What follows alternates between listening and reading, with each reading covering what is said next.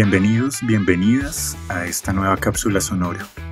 Hoy es un día muy especial para nosotros, para el registro precisamente de memoria, para este contenido que sabemos puede que tenga difusión en el presente, pero que sabemos en un futuro será un documento histórico en el cual el valor significativo nos evoca nuestras memorias. Está con nosotros en la cabina de audio digital del Departamento de Lenguas Extranjeras la profesora Ruth Pappenheim. Profesora, bienvenida. Muchas gracias, Alberto. Es un placer estar aquí en mi casa, en el Departamento de Lenguas Extranjeras, que fue parte tan importante de mi vida y al cual le dediqué durante muchos años toda mi emoción fuera del trabajo. Para este tiempo particular, hemos estado reflexionando mucho en los espacios del Departamento de Lenguas Extranjeras y especialmente en la carrera de Filología de Idiomas sobre las bases de nuestra historia, sobre las raíces de nuestra historia. Profesora Ruth Pappenheim, una primera pregunta y es, ¿quién es la profesora Ruth Pappenheim para una generación del 2025? Un pedazo histórico. Bueno, a ver, yo estuve trabajando en la Universidad Nacional durante 27 años, si no me equivoco. Inicié como profesora de inglés, como profesora ocasional, dictando cursos de inglés para las carreras de economía, las ciencias naturales como biología, física, para química, creo que también. Distintas carreras. Ingresé bastante joven y tenía deseos de quedarme en la universidad, entonces busqué una beca en la Universidad de Exeter, me resultó la beca en Inglaterra y allí hice estudios de análisis del discurso enfocados hacia la enseñanza de la comprensión lectora para las ciencias. La profesora Ruth Pappenheim empieza como su proyecto de vida con la Universidad Nacional. Estamos hablando del año más o menos 1973, profesora. Exacto, en septiembre del 73 exactamente empecé. Profesora, y una pregunta curiosa, ¿cómo era o cómo evoca esa universidad de 1973, estos pasillos, este campus de ese tiempo de 1973? Pues geográficamente realmente no ha cambiado mucho. Humanamente, yo no sé, sigue el mismo entusiasmo que he encontrado siempre entre profesores y estudiantes, el mismo diálogo que existe entre profesores y estudiantes hoy en día, para mí era tremendamente impactante, motivante desde el puro comienzo.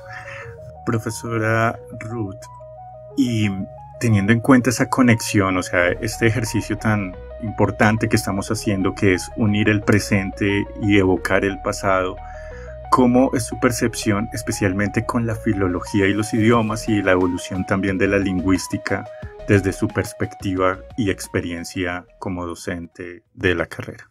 Para aproximarse a la historia de la filología y los idiomas y de la lingüística en la Universidad Nacional, hay que partir de una visión de desarrollo tanto de la filología como de la lingüística a nivel global, universal. Y pues en cuanto a ese aspecto, es decir, dentro de ese contexto, entonces sí llegar a una reflexión, unas memorias sobre cómo se ha desarrollado en la Universidad Nacional. Hay algunos como vestigios que nos puede dar la narrativa histórica. Un año importante que me parece para la historia de la filología y los idiomas y para la lingüística es el año de 1956. Hay un documento que se puede acceder a través del repositorio institucional de la Universidad Nacional que se titula Orientaciones de la Filología y la Lingüística para la Universidad, Este documento fue escrito por el profesor en filosofía Fernando Antonio Martínez y fue presentado en el primer seminario colombiano de filosofía y letras en el año de 1956. Sintetizando un poco este documento de manera como muy especializada para este tipo de contenidos, este documento tenía la visión ya profesionalizante de observar la filología desde una perspectiva especializada, al igual que la lingüística. Aunque se encuentran, son áreas asociativas, el profesor, para esta época, del año 1956, el profesor Fernando Antonio Martínez las observaba como dos disciplinas autónomas en la cual se podrían desarrollar cada una con una independencia académica, la cual él narra dentro del documento cuáles serían esas características. Inicialmente él hablaba de una filología clásica y de una filología contemporánea para 1956, y para el área de lingüística con unos estudios muy especializados provenientes de las ciencias del lenguaje. Entonces las invito a consultar este tipo de documentos que resultan ser parte de la fundación o parte de los primeros inicios del desarrollo de la filología en la Universidad Nacional de Colombia. Profesora, y llegamos ya digamos como en las documentaciones oficiales, hablamos del año 1961, del Acuerdo 94 del Consejo Superior Universitario, donde articula no una visión filológica, sino una licenciatura en idiomas que se articulaba a las licenciaturas en educación de la época. Va a dar unos saltos muy rápidos para desarrollar este contenido, pero el año de 1966 es un año también especial para nosotros. Es la reforma, que es conocido como el año de la Reforma Patiño, del rector José Félix Patiño, que hace una reforma académica y dentro de esa reforma académica establece la creación del Departamento de Filología e Idiomas, al cual iba a estar incluido las carreras de Filología e Idiomas con unos componentes especializados muy concretos. Empezaban a surgir figuras muy importantes y profesores muy representativos. Uno de los baluartes o uno de los pilares del desarrollo de la filología y los idiomas acá en nuestro contexto es el profesor Howard Rochester. Profesora, no sé si tenga alguna referencia al profesor Rochester. Sí, el profesor Howard Rochester era una persona muy querida por nosotros. Él era antillano y tenía un inglés muy británico, muy bonito.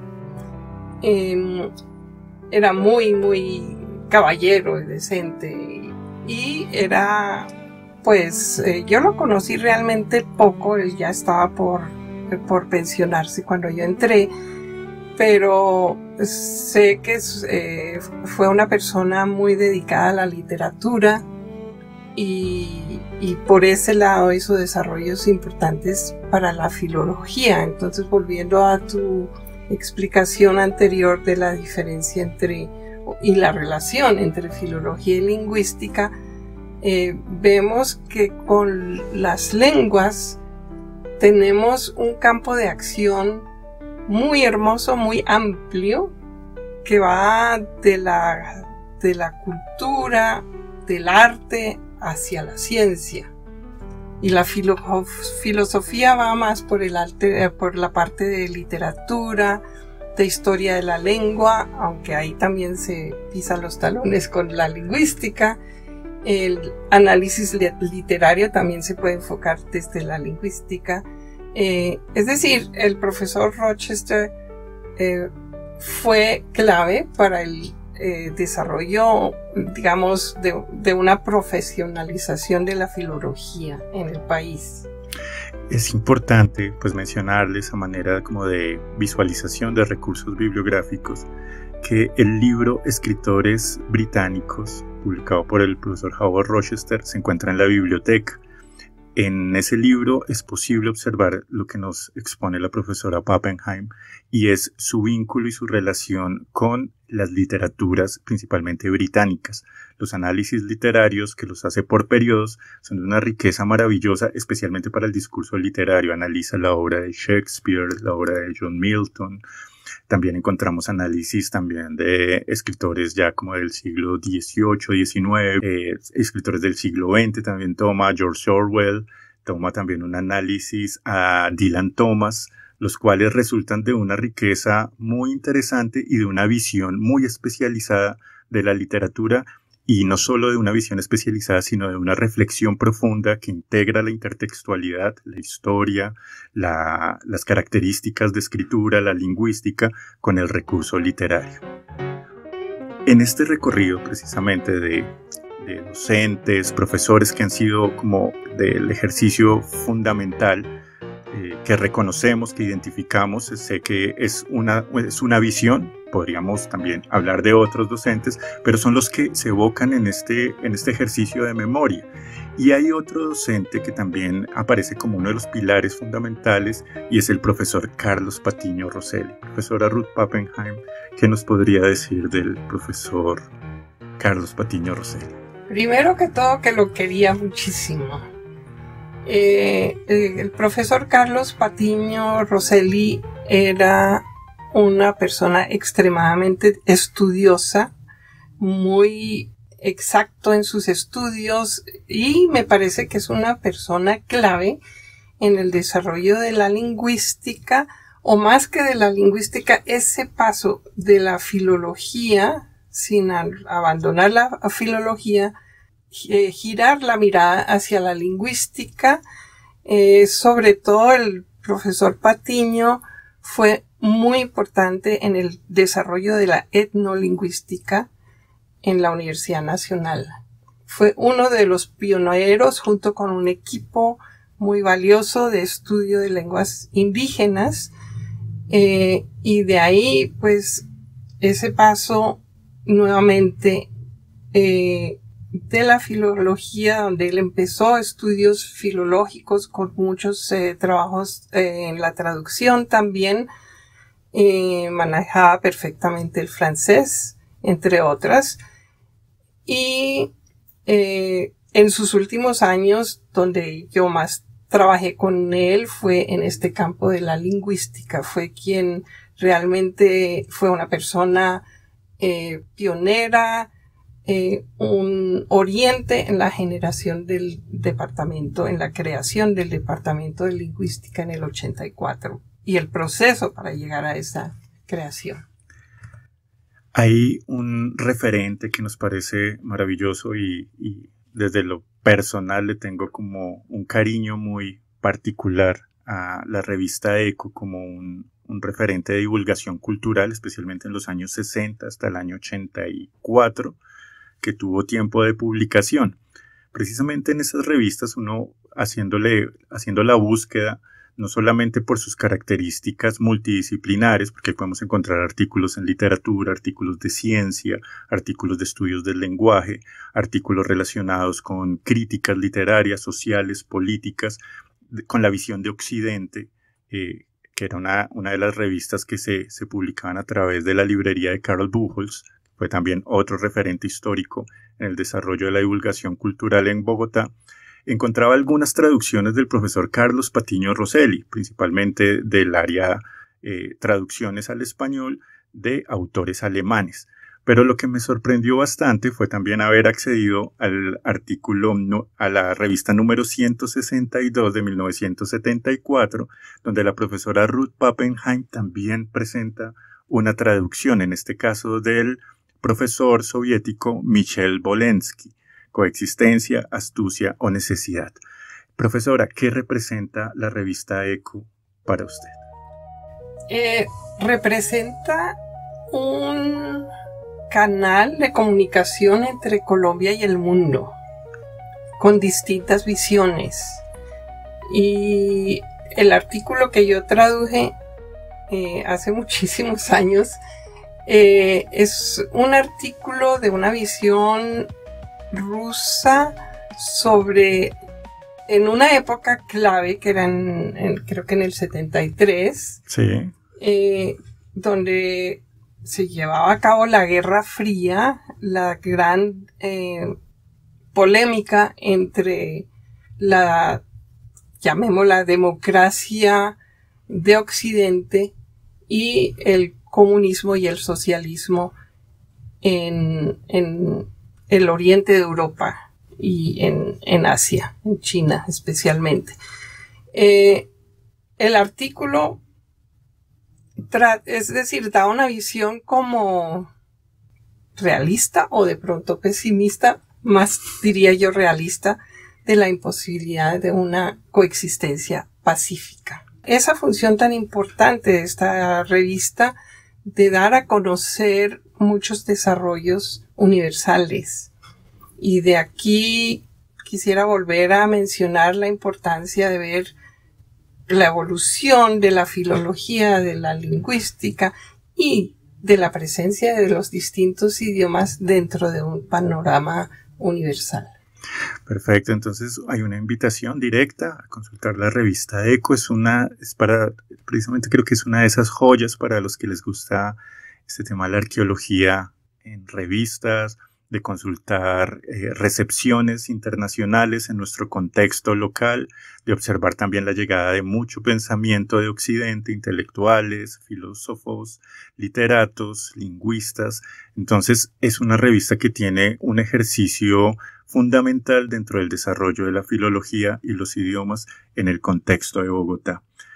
Profesora, conversemos sobre algunos de los profesores que tal vez fueron colegas suyos, que estuvieron como muy de la mano dentro de su experiencia docente. Tenemos algunos referentes que nos podrían dar luces para seguir investigando esas memorias, esa importancia de la actividad académica, esa importancia del desarrollo de la filología y los idiomas en un contexto histórico, profesora. Sí, pues son muchos los compañeros que quisiera mencionar, pero naturalmente no tenemos el espacio para ello. Sin embargo, quiero mencionar algunos que son representativos de distintos desarrollos que ha tenido la filología y la lingüística en la universidad. Está, por ejemplo, mi querida amiga Rosalía Cortés,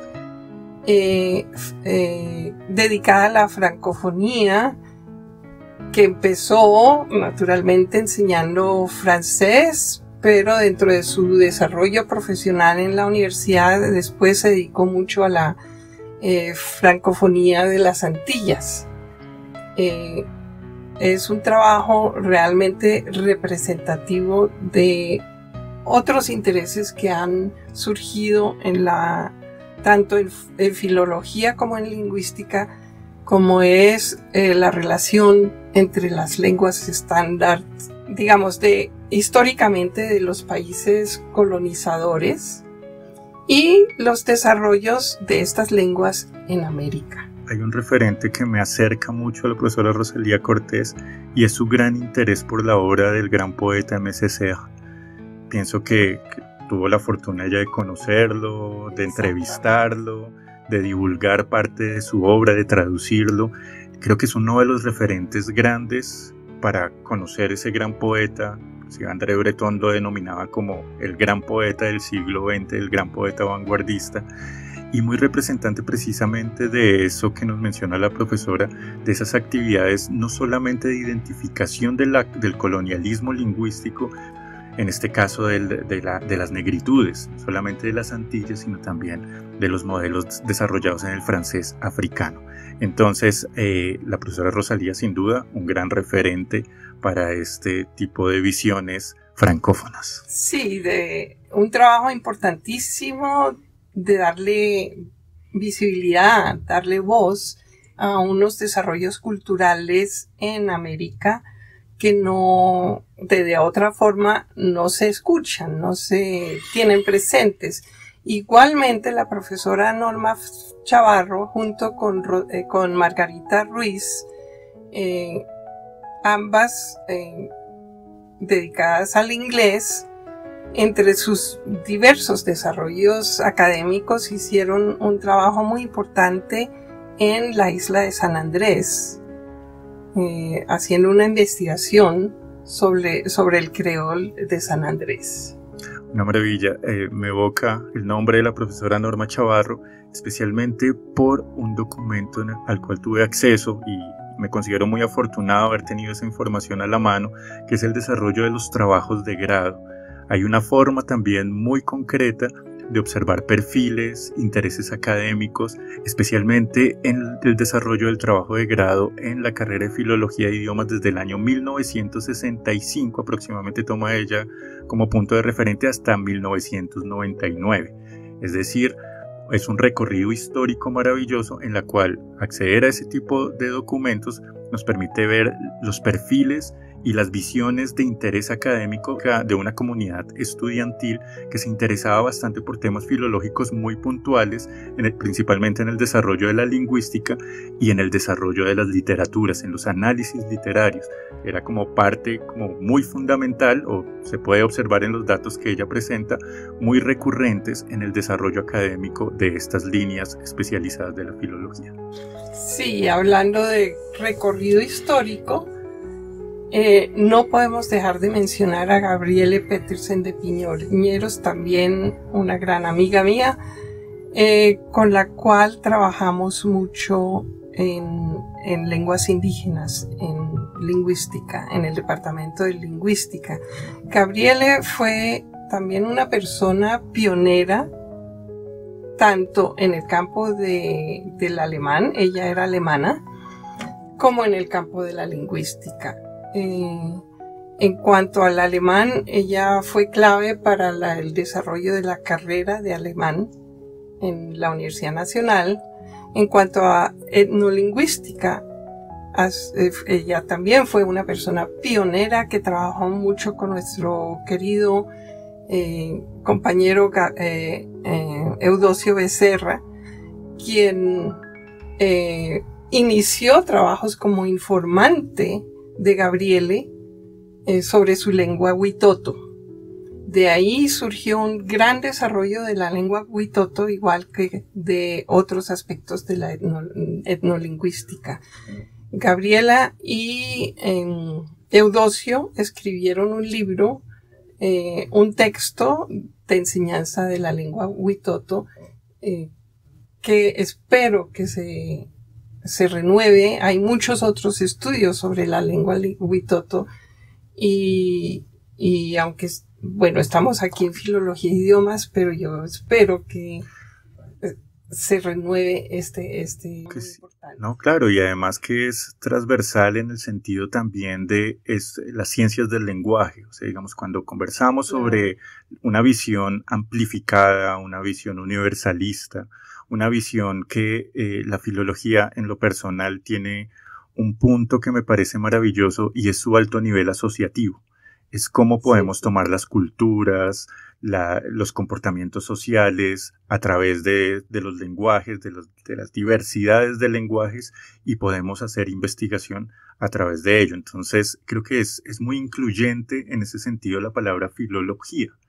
Entonces, aún las lenguas nativas, las lenguas ancestrales, tienen un papel interesante dentro de nuestro desarrollo histórico, de nuestro desarrollo también de recepción con el mundo de Occidente y nuestra visión clara desde las bases ancestrales en nuestro contexto colombiano.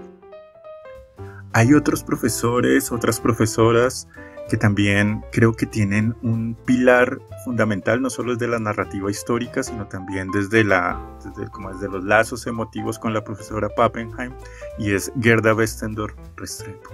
Sí, es interesante aquí, viendo este panorama, la influencia alemana. Gerda Westendorf Restrepo era una persona de un carácter fuerte, era echada para adelante, ella quería sacar las cosas para adelante, y así también fue una persona de las primeras que ideó la carrera de alemán, y además fue muy importante, como una figura representativa de la presencia de la mujer en un mundo profesionalizado de la filología y los idiomas. Importantísimo es que nos transmite la profesora, teniendo en cuenta que Gerda Westendorf Restrepo es un referente, tal como lo menciona ella, de la representación de la mujer en las aulas de la Universidad Nacional, siendo ella la primera mujer en ingresar a la Universidad Nacional de Colombia, principalmente a estudiar medicina, que es más o menos hacia el año 1939, si no me equivoco. Y es el ejemplo del acceso a la mujer al mundo profesionalizante. Entonces, investigar su vida no solamente es un referente de la carrera de filología de idiomas para el área de alemán, sino también es un referente histórico, intertextual, porque también a través de ella podemos observar todo el panorama que nos va conectando con aspectos políticos, aspectos sociales, culturales, en el tiempo del siglo XX que desarrolla ella prácticamente pues sus integraciones con el mundo social, cultural, y principalmente el que nos convoca, que es el filológico. También hay que decirlo, ella fue medio hermana de Camilo Torres Restrepo. Sí. Entonces también ese empuje que dice la profesora también es como parte de sus características. Yo los invito a ver las traducciones, inclusive que están en el repositorio de la Universidad Nacional de Gerda Westendorf, porque estaba muy interesada también en el marxismo. Traducía textos de intelectuales que relacionaban al marxismo con un modelo social, un modelo político, un modelo también de acción y en el ejercicio de la traducción. Entonces también un gran referente para investigar.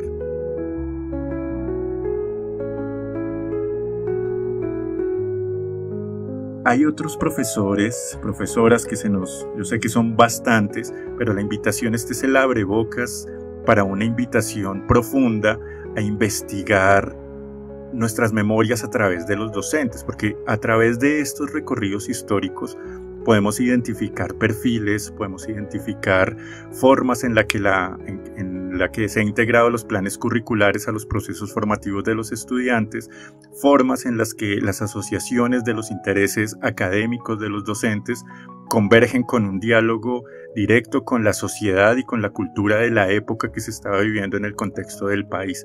Entonces hay otros profesores, otras profesoras, por ejemplo, el profesor Humberto Trujillo, profesora Pappenheim, que nos lo referencia. ¿Quién era el profesor Humberto Trujillo, profesora? Mi Salvador. ¡Wow! El profesor Humberto Trujillo fue mi profesor de Historia de la Lengua Inglesa en la Universidad de los Andes.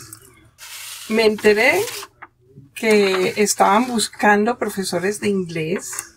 Yo no tenía, eso fue en el 73, como mencioné anteriormente, yo no tenía ninguno de los requisitos para ese cargo, porque era una época de profesionalización de los idiomas y de la filología, y la universidad exigía un título de máster o 2 años de experiencia en la docencia. Entonces, en la docencia universitaria, yo no tenía ninguno de los dos, y afortunadamente, como él fue profesor mío, fui buena estudiante de él, me hizo una excepción y entré a la Universidad Nacional.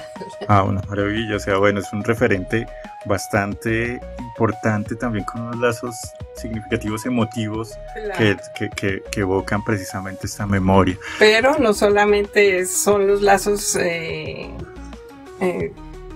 humanos, digamos, sino también Humberto Trujillo fue muy importante, fue un buen director, fue uno de los primeros directores de filología e idiomas. Creo que vino después de Carlos Patiño, no recuerdo bien, pero también un filólogo muy importante precisamente en esta área de la historia de la lengua inglesa y la así llamada civilización. Sí, bueno, ese sería un tema para otro episodio. Me gustaría profundizarlo, ponerlo un poco en la esfera pública, el término de civilización. Pero bueno, dejémoslo eso como un paréntesis dentro de este contenido, dentro de este podcast de memoria. Profesora, pero bueno, después de 1984, la profesora Pappenheim, en la ruptura de la filología, o más bien en la ruptura, no, sino como en ese tipo de expansiones variables académicas que se dan con la lingüística y con la literatura, la profesora Pappenheim hace parte del cuerpo docente del área curricular de de lingüística. Y a mí me parece que hay un referente bastante amplio y es una visión que también ha tenido la profesora con su escritura científica y a través de su experiencia en revistas académicas, que podemos decir con toda certeza, forma y función bien tiene una visión científica de los estudios de la lengua. ¿Qué podemos rescatar de ese tiempo, de ese proceso, profesora?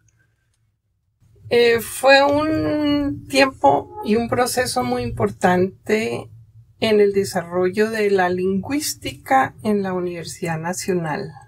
Entonces se separaron el Departamento de Filología e Idiomas y la lingüística. Yo fui la primera directora del Departamento de Lingüística y uno de mis trabajos también muy importantes fue el hecho de ser directora de la revista Forma y Función, una revista que fue creada, que nació mucho en épocas del desarrollo que mencionaba yo antes del doctor Patiño, junto con Vilma de la Verde, recuerdo, Olga Ardila, otro personaje muy importante, y otros.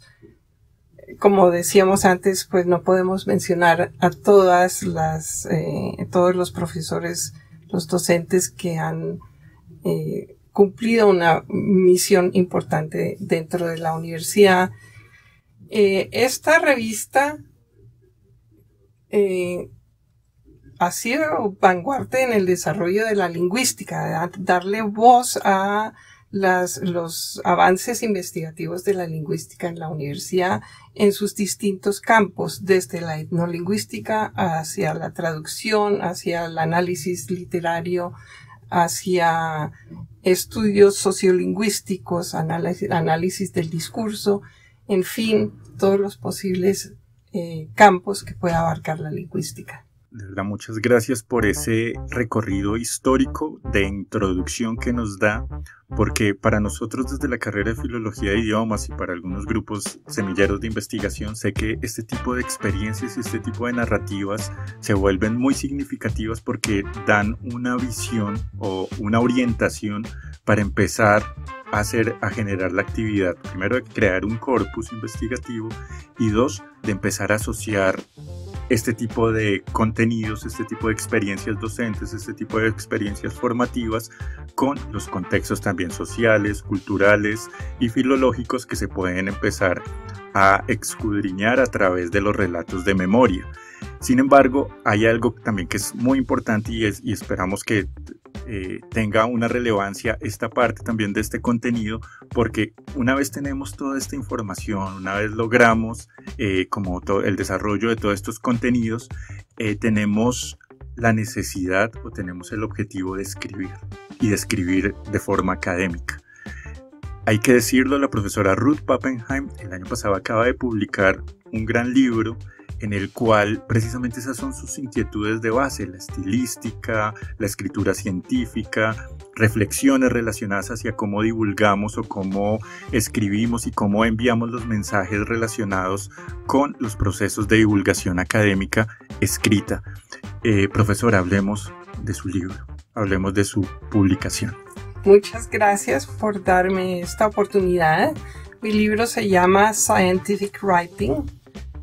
Make Your Research Paper Readable. Este libro es un libro de texto que ha surgido de mi experiencia durante muchos años. Como les contaba al comienzo, pues empecé acercándome al discurso lingüístico aquí en la Universidad Nacional, enseñándole inglés también a profesores de las áreas de economía, y otras áreas científicas, sobre todo las ciencias naturales. Y pues hace algo más de 20 años vivo en Austria, en Viena, y allí he enseñado tanto inglés científico para profesores, investigadores y también estudiantes de posgrado. Por otro lado, también he enseñado español como lengua extranjera, pero este libro va naturalmente hacia la necesidad de apoyar a científicos, ya sean a nivel de estudiantes o investigadores, a escribir de una forma inteligible, comprensible, digamos, amigable para el lector. Profesora, su libro en ese sentido es un libro especializado directamente para personas que ya tienen un conocimiento profundo de un área completamente especializada. Básicamente está dirigido a científicos que tienen mucha experiencia leyendo textos por la naturaleza de su actividad académica científica. Entonces, quien lee muchos artículos porque tiene que escribir, por ejemplo, una tesis o un artículo para una revista científica, quien escribe algo así, tiene que leer mucho es parte esencial de su investigación. Es decir, el enfoque del libro es un enfoque sociolingüístico en el cual el lenguaje se ve como una herramienta para la interacción entre escritor y lector. Este enfoque sociolingüístico visualiza el texto, entonces, dentro de un contexto social, profesional, es decir, una necesidad profesional muy específica,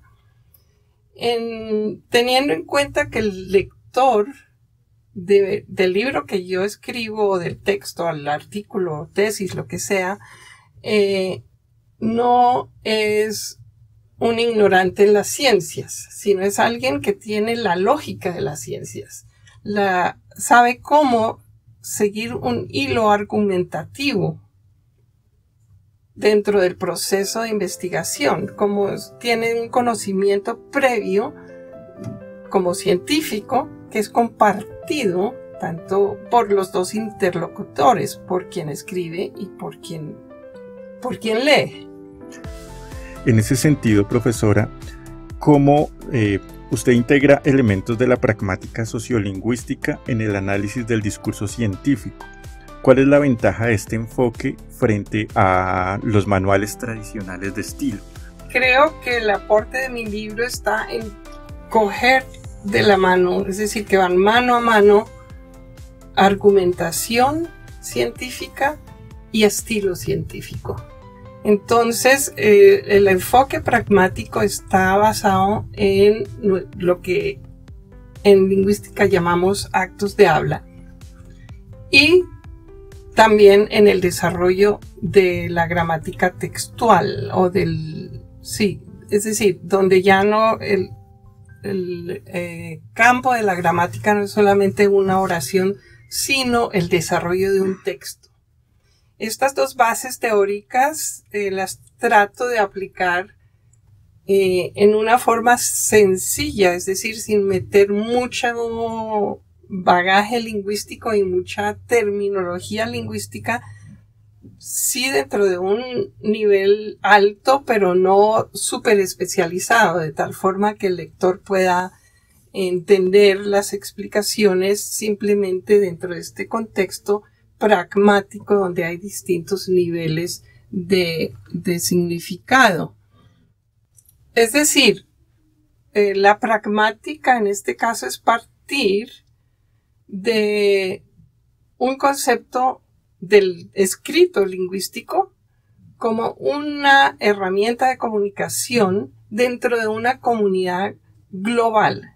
Y es interesante que así como en otros contextos geográficamente se ha desarrollado una forma de hablar, llámese lengua, registro, dialecto, lo que sea, dentro de la comunidad global científica se han desarrollado ciertas convenciones de cómo argumentar y cómo expresar esa argumentación. Total que muchos manuales de cómo escribir textos científicos o se dedican a orientar al proceso, hacia el proceso de la investigación y de cuáles son los contenidos de un texto científico, o se van por el lado netamente lingüístico y enseñan gramática, algo de fraseología o algo así.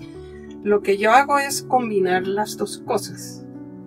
Y eso creo que se nota bastante en la estructura también del texto, la organización del texto. Es muy metódico, es muy paso a paso, es 1.1, 1.2, 2.1.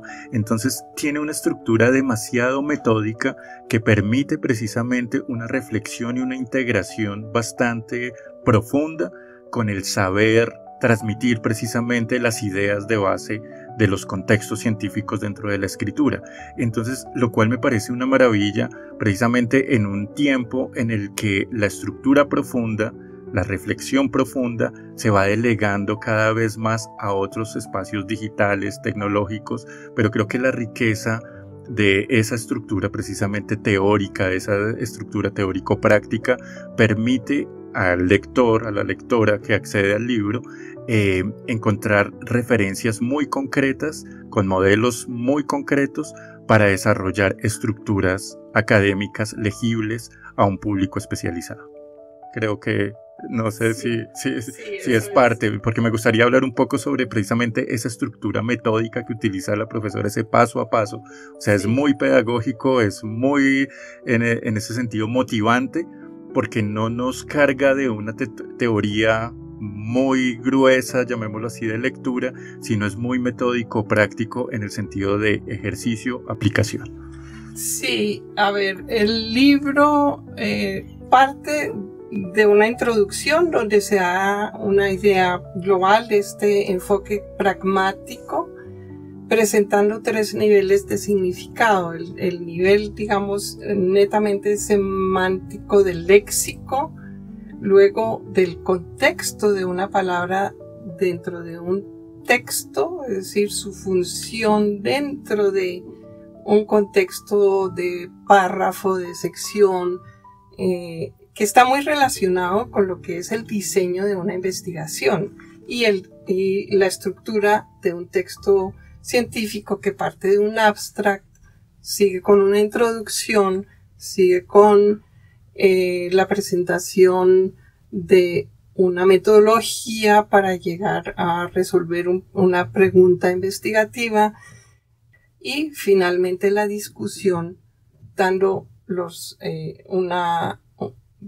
un análisis ya más como discutido, comentado de los resultados y qué proyecciones tiene hacia futuros desarrollos investigativos. Esa es la estructura universal de un escrito científico, trátese de oncología, de radiología o de sociología, antropología y cualquier otra ciencia. Esa es, digamos, la estructura universal, que naturalmente puede variar, pero esa es, digamos, la forma como se ha diseñado la estructura básica de un tratado científico. Esto, después de este desarrollo introductorio, entonces hago una aproximación desde la pragmática y la sociolingüística hacia la legibilidad. La legibilidad, o en inglés readability, es un concepto que se ha desarrollado a nivel cuantitativo. Yo doy una definición de legibilidad, parto de una definición de legibilidad cualitativa, donde se presenta esta característica de un texto como una característica de claridad, de coherencia y de argumentación evidente dentro del texto. Profesora, pues una maravilla, no solamente contar con su presencia, contar con su voz, contar con su experiencia, sino también hay que decirlo, el libro amablemente la profesora Pappenheim nos lo ha obsequiado para la biblioteca, para el acervo. Entonces desde ya les transmito el mensaje. Es un libro que está disponible en nuestra estantería, es un libro que puede ser consultado, además con bastante interés. Especialmente me permito sugerirlo para los cursos de metodología de la investigación, que es donde se está empezando como estos procesos de desarrollo de escritura, para los seminarios especializados también, cuando ya hay una visión muy especializada también de un foco investigativo, y la forma en palabras de la profesora Ruth Pappenheim, de la legibilidad para el desarrollo del texto es bastante importante, y obviamente para los desarrollos monográficos. Entonces la estilística, la forma de escritura, además en un tiempo que también estamos muy digitalizados, muy de la dependencia de las inteligencias artificiales, que tienen unas estructuras sorprendentes en algunos casos, permiten articularse, pienso que perfectamente,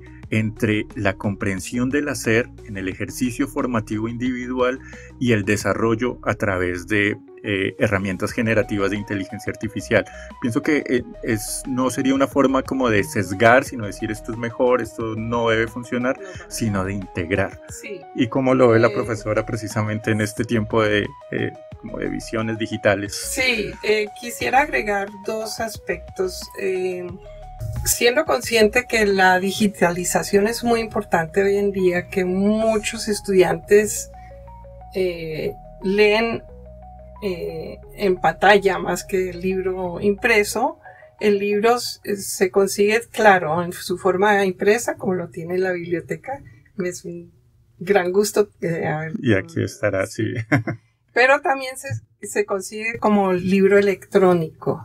El libro es concebido también no solamente como material para cursos, sino también para el estudio independiente. Total que el libro contiene una serie de ejercicios de aplicación, ejercicios muy guiados, por ejemplo, de combinación de elementos hacia la fraseología, y que además, después del ejercicio guiado, viene otra tarea de aplicación para la redacción propia del lector. Contiene también un glosario, de manera que aquellos elementos indispensables que vienen de la gramática, de la lingüística, están definidos, y a quien no conozca mucho del terreno nuestro, como podría ser un geólogo, tiene de dónde agarrarse para entender cosas, o que están concebidas como dentro de ese bagaje de conocimiento compartido entre escritor y lector. Hay algo importante, y es que en la descripción de este contenido de audio digital vamos a dejar también un enlace a la reseña del libro para que puedan observarlo, sí, para que también puedan interactuar un poco más con ese modelo esquemático, teórico, organizado de la presentación del libro, y bueno, puedan también tener otras vías de acceso a este material, además del libro, como ya lo insisto, también el impreso en la biblioteca del Departamento de Lenguas.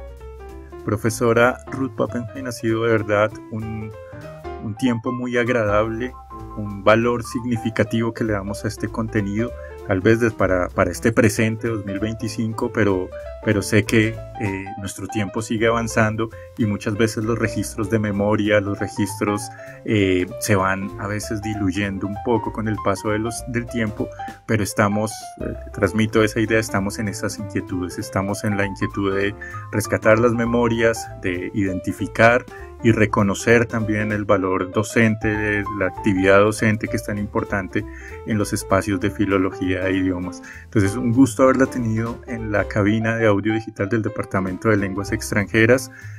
Muchos éxitos en su vida académica, en su vida personal en Viena, y siempre recordándola a través de estos espacios, de estos canales, ahora también del material impreso, desde sus libros, desde su voz escrita y desde su voz presencial, como lo dijo al inicio, desde su casa, la Universidad Nacional de Colombia. Muchas gracias.